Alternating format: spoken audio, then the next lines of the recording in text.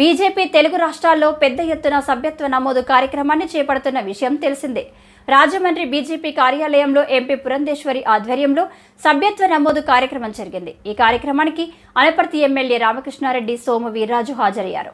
ఈ సందర్భంగా Rajahmundry BJP MP Purandeswari మాట్లాడుతూ, ప్రజా సంక్షేమానికి పెద్దపీట వేస్తూ దేశాభివృద్ధిని ఆకాంక్షిస్తూ ఈ నిర్ణయాలన్నీ కూడా భారతీయ జనతా పార్టీ చేసింది అనేటువంటి విషయం తెలియజేస్తూ, రాబోయే కాలంలో కూడా ప్రజలు ఖచ్చితంగా భారతీయ జనతా పార్టీని ఆశీర్వదిస్తారని చెప్పి విశ్వసిస్తూ, కార్యకర్తల మీద ఉన్నటువంటి అచంచలమైనటువంటి విశ్వాసం మాకు ఖచ్చితంగా పార్టీని ప్రజల వద్దకు తీసుకుని వెళ్ళి పెద్ద ఎత్తున సభ్యత్వ నమోదు కార్యక్రమాన్ని విజయవంతం చేస్తారని చెప్పి మేమందరం కూడా ఆ దిశగా పనిచేస్తామని చెప్పి తెలియజేస్తున్నాం.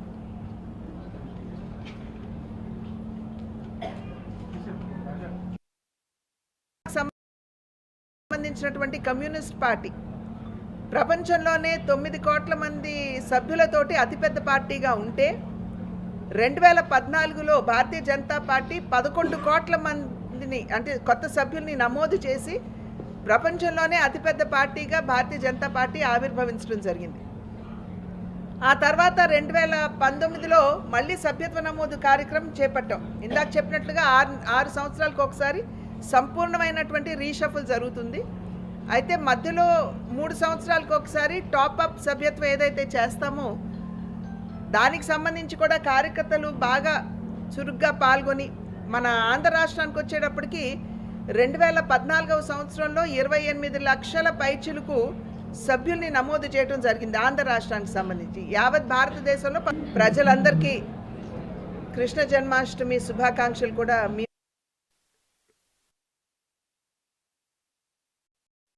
వరకు కూడా చైనాకు సంబంధించినటువంటి కమ్యూనిస్ట్ పార్టీ ప్రపంచంలోనే 9 కోట్ల మంది సభ్యులతోటి అతిపెద్ద పార్టీగా ఉంటే 2014లో భారతీయ జనతా పార్టీ 11 కోట్ల మందిని అంటే కొత్త సభ్యుల్ని నమోదు చేసి ప్రపంచంలోనే అతిపెద్ద పార్టీగా భారతీయ జనతా పార్టీ ఆవిర్భవించడం జరిగింది.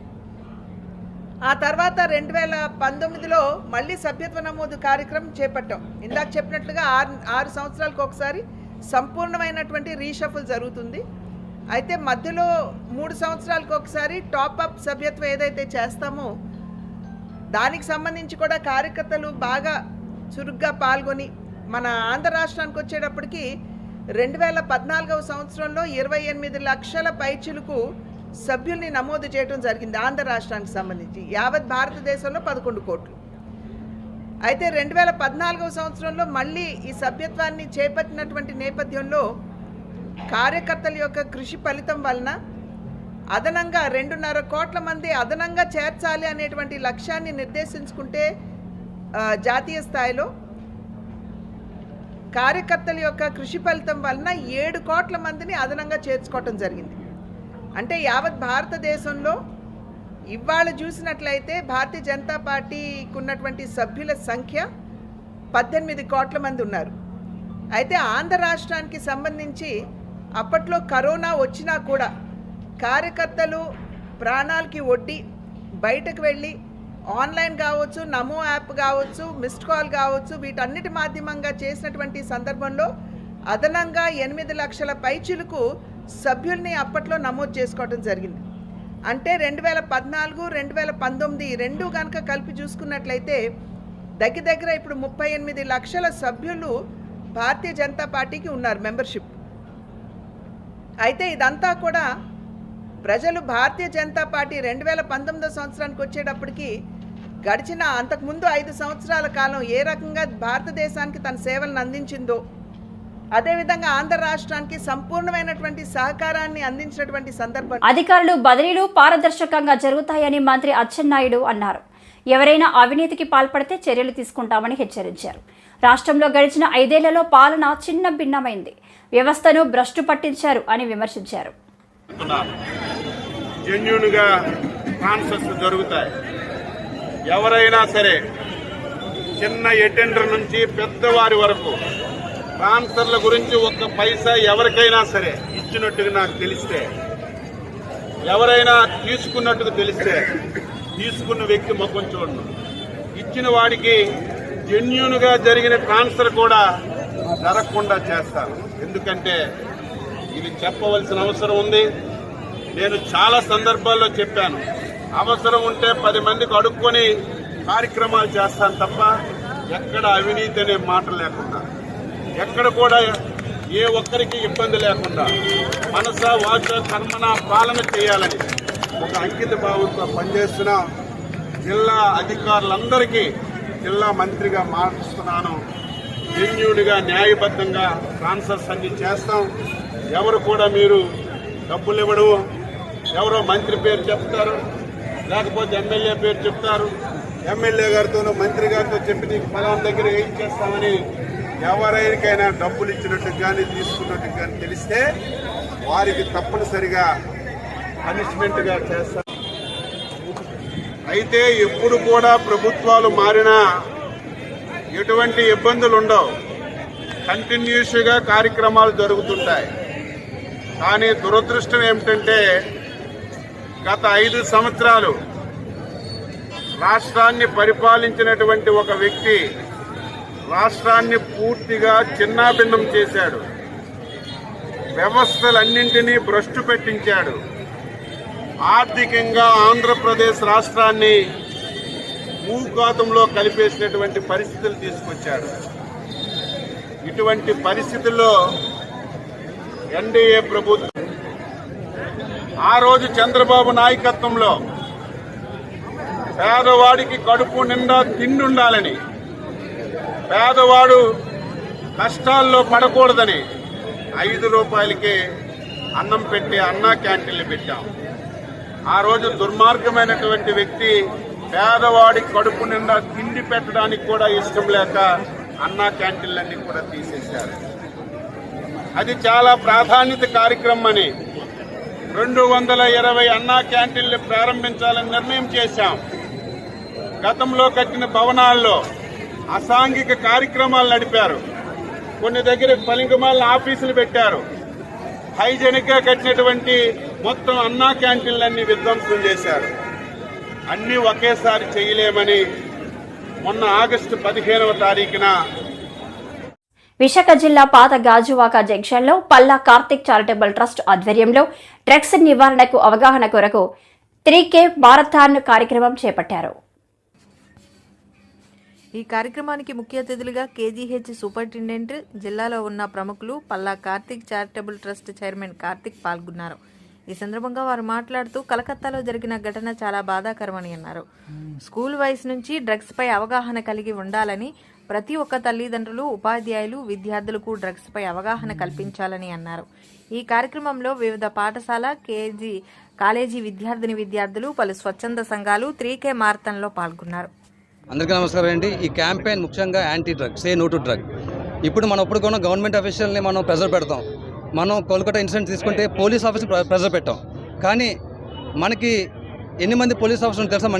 మన విశాఖపట్నంలోని మన డిస్ట్రిక్ట్లో 25 lakhs పోలీస్ మన పాపులేషన్లోని మనకున్న పోలీస్ మ్యాన్ ఎంత తెలుసా? 1000 members. మనకి ఎన్ని డిపార్ట్మెంట్స్ తెలుసు పోలీస్ మ్యాన్కి?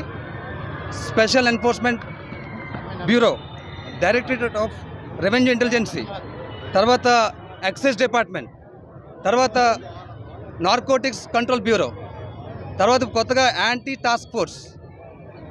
Narcotic task force. మనం అప్పుడు ఐజీ గారు రవికృష్ణ గారు హ్యాండిల్ చేస్తున్నారు. వాళ్ళు హ్యాండిల్ చేసిన మనకి 9.64 crores మెంబర్స్లోని మనకి పోలీస్ మ్యాన్ ఎంత రిక్వైర్మెంట్ ఉండాలి? సో ఫస్ట్ ఆఫ్ ఆల్ మన పోలీస్ మ్యాన్ని అనకూడదు. సెకండ్, హెల్త్ కేర్ యూనిట్లోని సార్ వచ్చారు, డాక్టర్స్ ఎన్నోమంది ఉన్నారు. కాకపోతే మన హెల్త్ మినిస్టర్ గారు సత్యానంద్ గారు వాళ్ళు ఏం చేయాలంటే ఒకసారి మనకి ఎన్ని మంది డ్రగ్స్ బారిన పడ్డారో ఒక సర్వే తీసుకోవాలి. సర్వే తీసుకొని హెల్త్ డిపార్ట్మెంట్ మాట్లాడి రీహాబిలిటేషన్ సెంటర్స్ అనేది ఫస్ట్ ఇవ్వాలి. తర్వాత ఎడ్యుకేషన్ సిస్టంలోని ఒక ప్యానల్ ఉండాలి. యాంటీ ర్యాగింగ్ ఉన్నారు, అలాగే యాంటీ డ్రగ్ ప్యానల్ ఉండాలి. వాళ్ళు డైరెక్ట్ యాక్సెసిబిలిటీ పోలీస్ స్టేషన్ ఉండాలి. మనం ఎప్పుడు కూడా డ్రగ్స్ బారిన పడిన వాళ్ళని మనం క్రిమినల్స్గా చూడకూడదు. వాళ్ళు ఎడిక్ట్ అయితే definitely they will do criminal offences. So మనం ఎవరికైనా తెలిస్తే ఫస్ట్ ఆఫ్ ఆల్ మన రెస్పాన్సిబిలిటీ ఏంటి? మనం అధికారులకు తెలియపరచాలి. వాళ్ళు కౌన్సిలింగ్ చేస్తారు. కౌన్సిలింగ్ ఇచ్చిన తర్వాత అదే పనిగా ఉంటే ఖచ్చితంగా దాని మీద యాక్షన్ తీసుకుంటారు.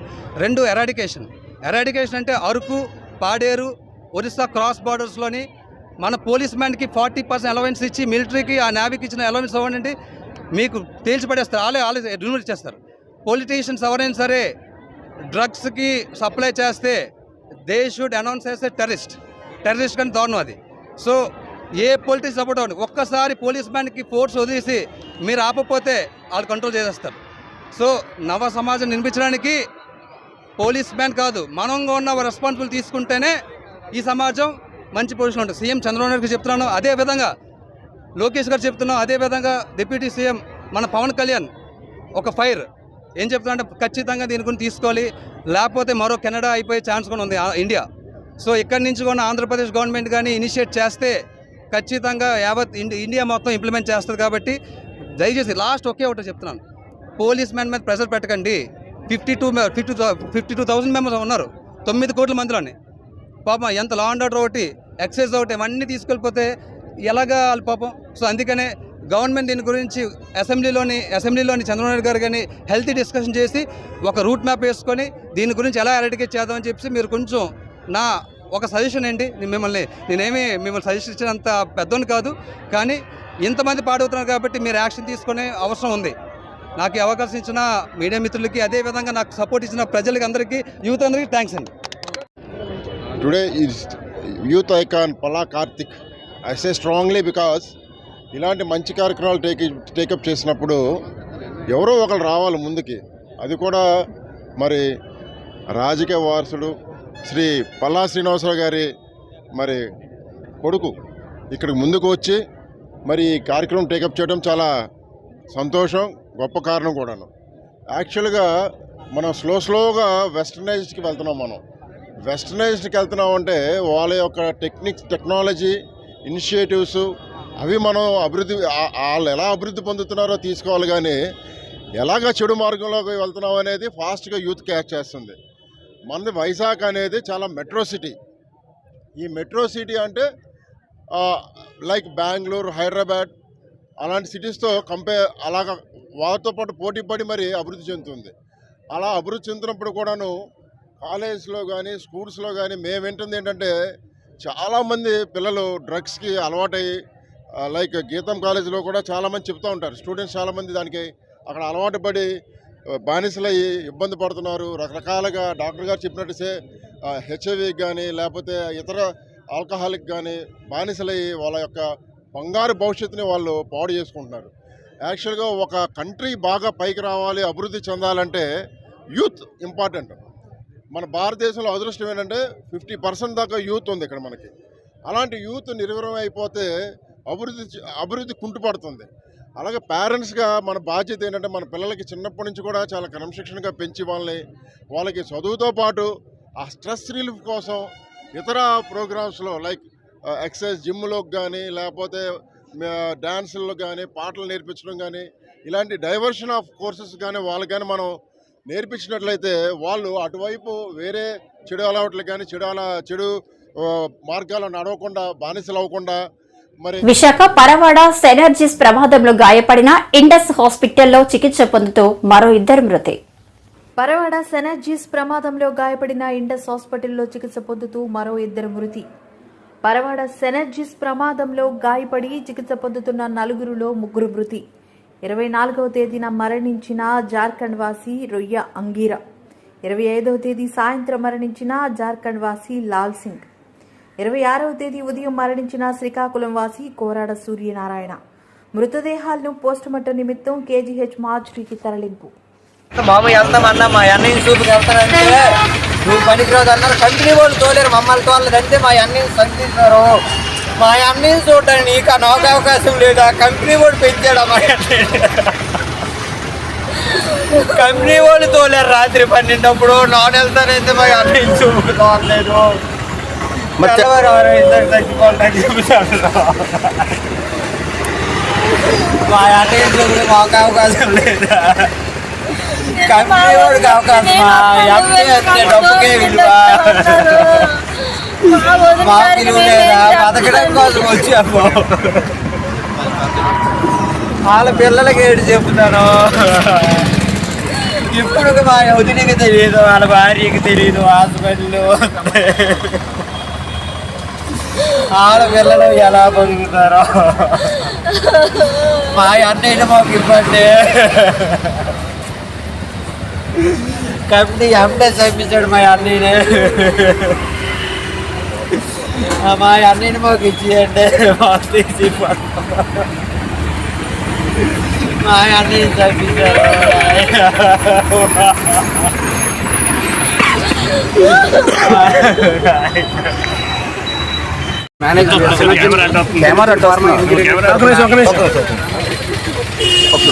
చెప్పండి. డైరెక్టర్గా మా ఎంపీ గారు బ్రదర్ మాట్లాడుతున్న నా పేరు శ్రీనివాసరావు. ఓకే, నా 23వ తారీఖున జరిగిన దుర్ఘటనలో 4 దురదృష్టవశాత్తు తీవ్రంగా గాయపడ్డారు. అందులో చికిత్స పొందుతూ 3 కాలం చేశారు. ముగ్గురికి కూడా గవర్నమెంట్ ఆదేశాల మేరకు జిల్లా విశాఖపట్నం కలెక్టర్ గారి ఆదేశాలు, అనకాపల్లి కలెక్టర్ గారి ఆదేశాల మేరకు మేనేజ్మెంట్ డెసిషన్ తీసుకుని ప్రతి వాళ్ళకి కూడా ₹1 ఎక్స్గ్రేసియా కంపెన్సేషన్ ఇవ్వడం జరుగుతుంది. స్పాట్లోనే ఇవ్వడం జరుగుతుంది. ఎండి గారు ఒక మాట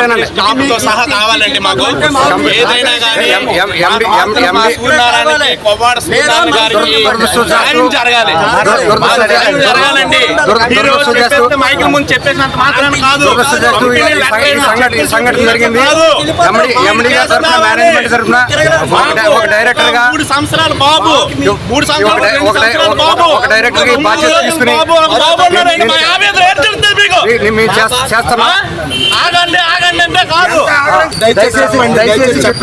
చెప్పగలుగుతారు.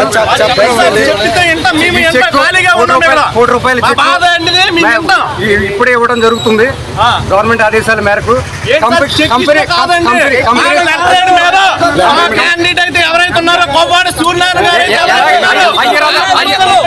హయ్యర్ అథారిటీస్ వచ్చిన ఆదేశాల మేరకు మేము పాటించడం జరుగుతుంది. హయ్యర్ ఆదేశాల దగ్గర నుంచి వచ్చిన ఆదేశాలని మేము శిరస వహించాలి. కలెక్టర్ గారు చెప్పిన ఆదేశాలను శిరస వహించాలి. మాకు నచ్చినట్టుగా ఈ లెటర్లు అయితే కలెక్టర్ గారి దగ్గర మాకు నచ్చినట్టుగా బంధువుల పేరు కానీ ఏమీ లేకపోవడం చాలా అది నమ్మకం కలెక్టర్ గారు ఆదేశాలతో ఈ కార్యక్రమాలన్నీ కూడా కలెక్టర్ గారి ఆదేశాల మేరకు చేయబడుతున్నాయి. లేకపోతే కలెక్టర్ గారికి చెక్ అందజేస్తాం. కలెక్టర్ గారి దగ్గర నుంచి కలెక్టర్ గారు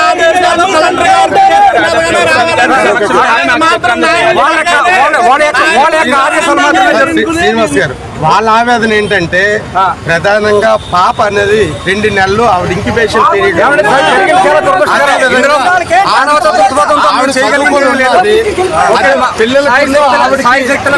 మా ప్రయత్నాలు మేము చేసాం. పిల్లల చదువుల కోసం